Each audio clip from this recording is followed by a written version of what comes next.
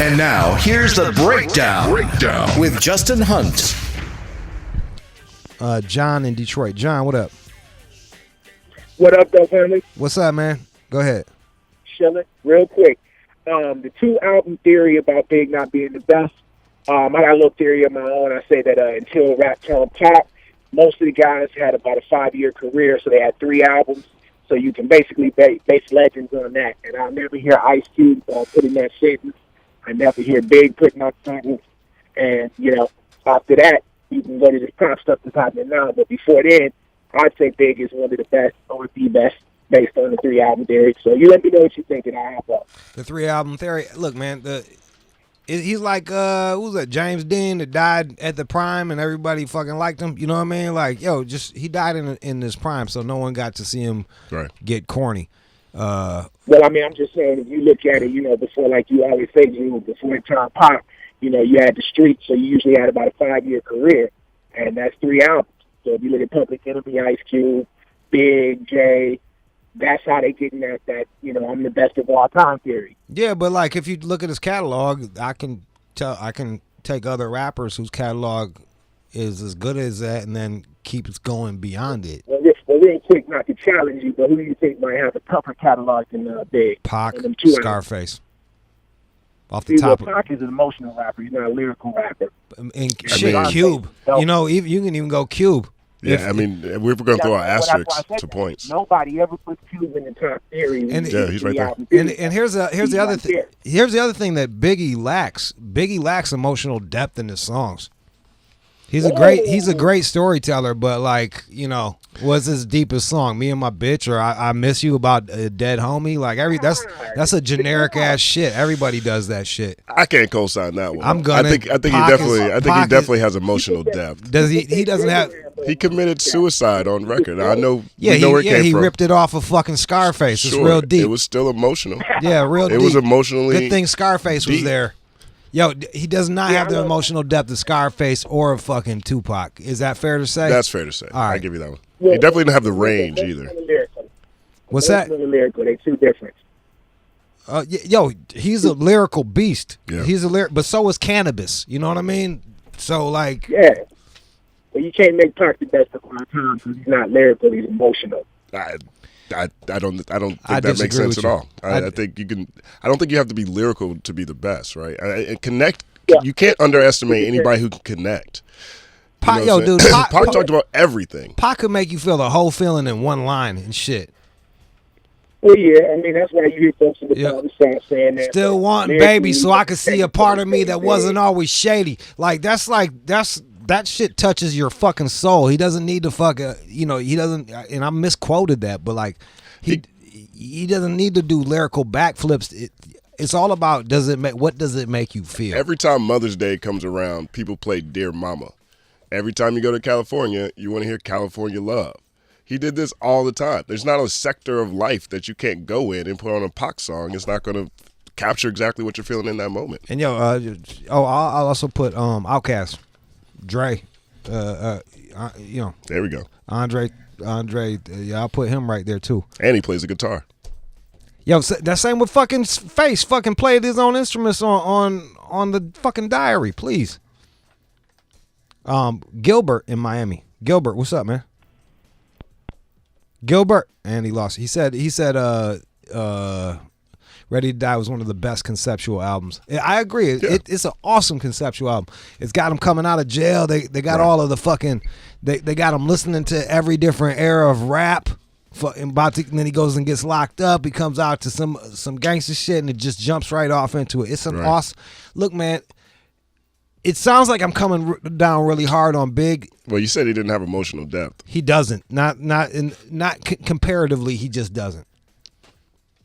Comparatively, that's all I'm saying. Comparatively to the rappers that I really fuck with, comparatively, he does not have the emotional depth of Pac. You cleaned it up. Andre 3000 and fucking and I think that's part of art. Art's got to make you feel something. Right. I love Biggie's storytelling is ridiculous. He's right there with Slick Rick and shit. But when I heard I Got a Story to Tell, I felt that Biggie lived an amazing life. Yeah. He's up here banging NBA players' girls and then robs them. And here's the deal. Look, man, I gotta qualify this shit. Like, I fuck with Biggie. I just think that people over fuck with Biggie. So then I have to be like, well, let me point out some of the flaws. And now some people call that hating. I call that shit truthing. Yeah, I think Biggie didn't touch on the breadth of topics that we got from Scarface, Tupac, Andre 3000, for example, right? We really heard him rob a lot of people. We heard him party a lot. We heard him smack bellies all the time, right? And I'm not saying that's all he had to offer. I think there's a lot of things that are coded for people. But you don't have him talking about, politics, for example. You don't have him talking about social issues in the same way, for example. And that's cool. Yo, that's And I'm not awesome. saying he has to. He doesn't have to. That's He's awesome. great, but he just didn't really do it.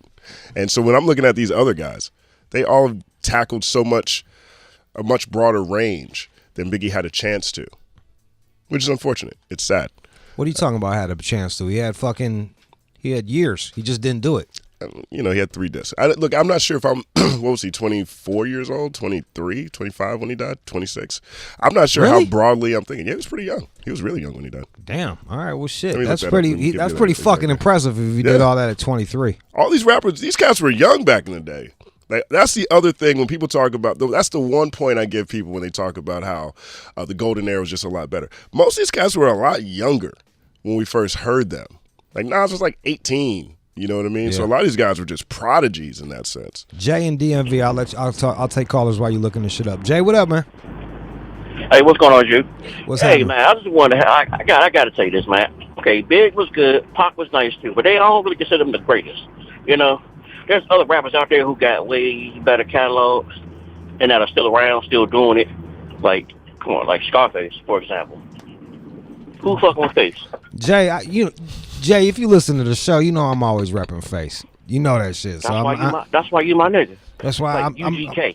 Yeah. Come on, man. I feel you. I feel like a lot of these rappers don't get the credit they deserve because they don't live where newspaper or where major publications are being produced. I think Scarface gets a lot of credit though.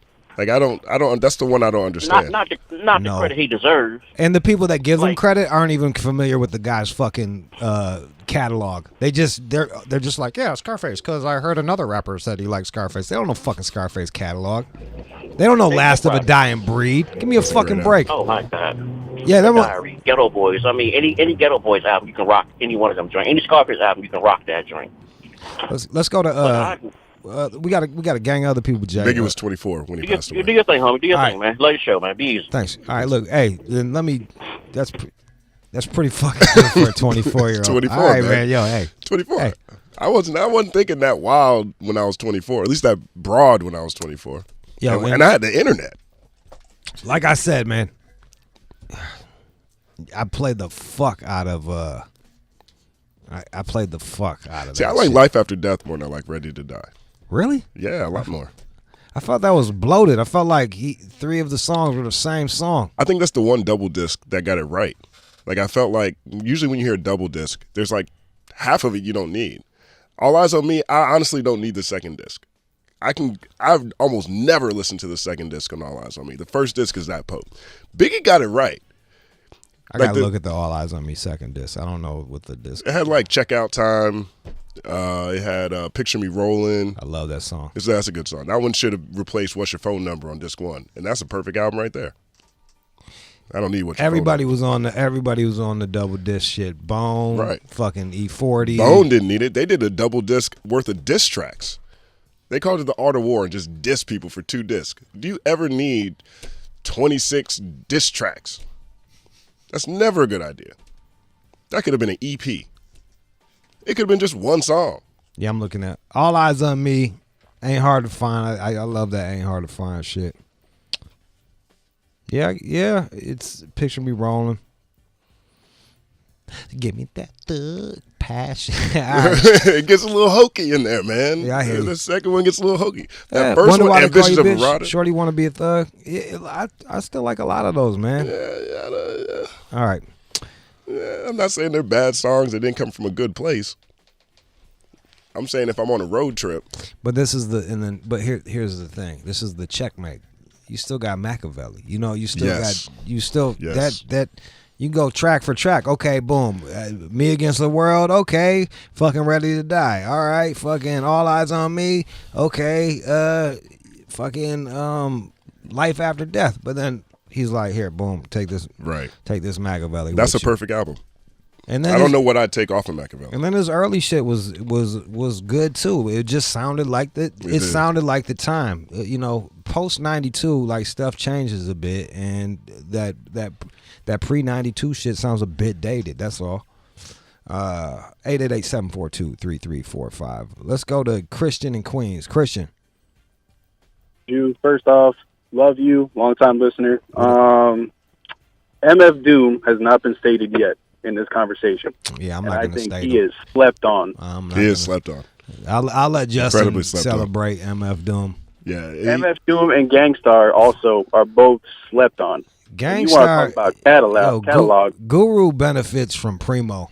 Without Primo, Guru is not the rapper that you like, and you know that, and I know that. He's got a dope voice. Yeah, how many Jasmine Taz albums are you banging driving around?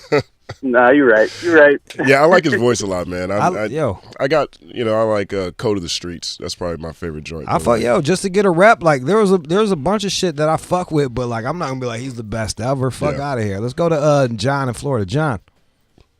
Yo, how you doing, guys? Yo, you know who's? It amazes me how he's always slept on, never brought up. You guys mentioned his name once. Nas. How does everybody forget about Nas? And I'm just not New York bias, but he held his own with Biggie. He held his own with Jay. I personally think he beat Jay. I know, Jude, you always say he didn't. Just explain to me the lines that killed Jay. I just would love to hear. He called him a camel. Yeah, he's fucking ugly. Who cares? Yeah. You copied everything from Jazzo. Fact. You copied everything from Big. Fact. No jail bars, no pies, no cakes. Fact. You know, Jay was nothing without those guys, and Nas was already doing it. Yeah, he was nothing. You could tell he turned into a big failure.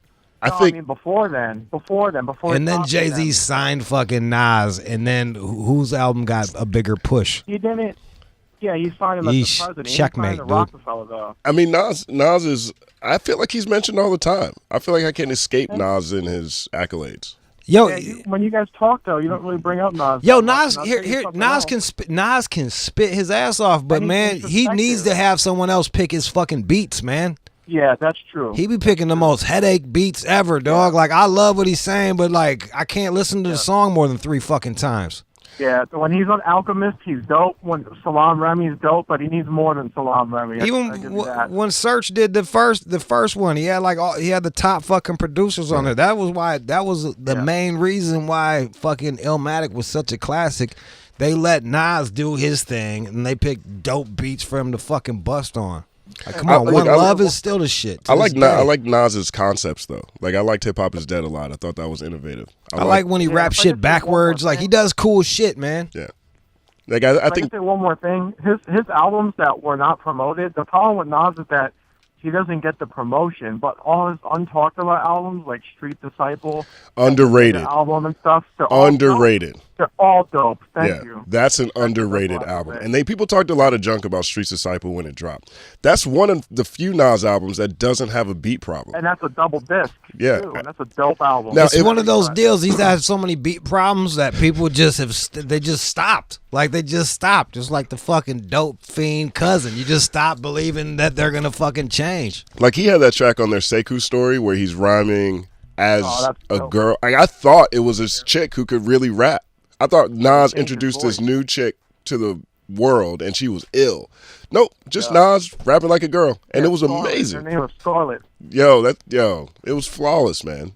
Get off his dick. And the last one too in 2011, that was dope too. Let's go to Chris in California. I just hung up on him. I was tired of that Nas dick riding. I like Nas. Don't get me wrong. Look, go ahead, Chris. Yeah, no, you guys were talking about catalogs, and I just. For real, E40, man, nobody's got a catalog like he does, and nobody speaks in like E40 does. Nobody gives out knowledge like E40 does. As you know, I fucking rep E40 as well, and I always get dissed by fucking New Yorkers and shit like that because they don't like his voice or whatever. But, like, go look at his catalog. He's been doing that shit since the fucking late 80s, independently. He's the originator, man. You know, the Walkie Tignaki, the Foshiz. He makes up a lot of words too. Where that shit comes from. Yeah, man, he's got motherfucking. He makes up a lot. He makes up a lot of words. His slang is everywhere. His slang is, he was talking about the drought season way before these motherfuckers were popping collars. That was he was him. giving game out for free. He was giving it out for free and just helping people like you and me just hustle and be smarter about our hustle. And ain't too many people giving it out for free. And that dude has a whole liquor store he's selling now, man. Yep. Oh, He yeah, got that's wine. no He joke. got beer. Captain Saberho. You know what I'm saying? Fucking dusted it. He could have a whole corner of Walmart. That In a Yeah, and Major then Way another- album. Right. I think Tech Nine deserves to be mentioned too, man. Tech Nine, Kyle, but he's doing it forever, man. And I think he's one of the most. I think he's an incredible lyricist. I think Tech. Tech has done so much, and he's put out so much music, and he's an incredible MC. I don't know what like the Tech Nine song is that connects with everybody. Like I don't know how well he connects. If we're talking about how emotional, well, he's emotional. He's super deep emotionally, but I don't know how well he connects. Like, what's that classic Tech Nine song that everybody knows? with me personally, it was just the dark side, like him, willing to rhyme and write about the dark side and the dark shit we go through and putting that on. I think if he made another album like Clusterfuck, which is his 6-track EP he did where Mayday produced the beats, it went #1 without promotion on the indie charts. If he does another project like that, I think he starts getting into Spotify playlists and Apple Music playlists, and people will stumble across him in a new way. I think his production choices kind of put him in a Nas category. Let's go to Keith in Brooklyn. Go ahead, Keith. Yo, Meek Mill has to be the most underrated rapper in the rap game right now. Come on. What'd you Dude say? took one loss. Everyone hates him. Meek Mill. He took 2 Most losses. underrated.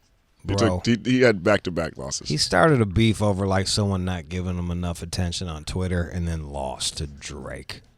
And then he lost the game, and then Then he he lost got so bad dumped the by game. Nicki Minaj. He lost so bad the game that he started fighting with other Philly MCs. Like him and Beanie Siegel started beefing. Congratulations. Philly Yeah, fell apart. You get the stupidest call of the day award. I think Meek's in a good place now. The new stuff he's putting out, I think, is closer to what we need to hear from Meek to forget about those L's he took over the past couple of years. I definitely think that he all he had to do was not get on Twitter, and he'd be so much bigger right now. Like he's like Donald Trump. They should just take Twitter away, and everything will be okay. So we got we got Face, we got Big, we got Pac, we got. You gotta put Kendrick in there. We had the conversation, but You Kendrick's gotta in there. put him in there. I'm not putting him nowhere near the fucking top. I'll put him I don't in even there. know if he's the top rapper out now. We- Oh. I don't know because I don't Kendrick's in listen to there. rap anymore. That's why. Fuckers. And I don't listen to rap anymore because it's shitty. Oh, yeah. Fuck your rap. Oh, Jude. Soulless millennials. Suck my Jude. dick. Get off my man. lawn. Get off my lawn. Let's go back to that dial-up. Let's I go know. back to the dial-up era when everything was awesome. I'm just saying, Ride like, around just in our gas do guzzlers. something I haven't heard, and then I'll fucking. Well, you gotta listen to know what's out there that you haven't heard. You gotta listen, smug motherfucker. Justin Hunt, bro. Thanks for coming by. Where can they find all your stuff? Follow me on all socials at The Company Man. The Oxford debate is now available on the Oxford Union website. This is where I debated whether Kanye West is more relevant than Shakespeare. And you body the motherfucker. 1-0. First debate, 1-0. Fucking- First debate ever. It was I at know, Oxford. man. 1-0. You kill me every time. Word up. Oxford is where they did Harry Potter. So like I was in the dining hall in Harry Potter. I haven't even seen this movie, but it was a big deal. So we're gonna have that in the piece this week. You never saw Harry Potter, but you listen to motherfucking Will Smith's "I'm Going to Miami." Yeah, that's I true. don't understand you Yeah. no more, bro. I don't even know what to. I feel like that's hand in hand. I feel like you would be listening to "I'm Going to Miami," driving to go see Harry Potter. Maybe I should do that. Maybe I'll do that. You know what? Fucking This is A. what I'll do, man. I'll surprise you. You said I would surprise you. I'll surprise you. That's my conspiracy theory. Let's get it. Go there. Mic check.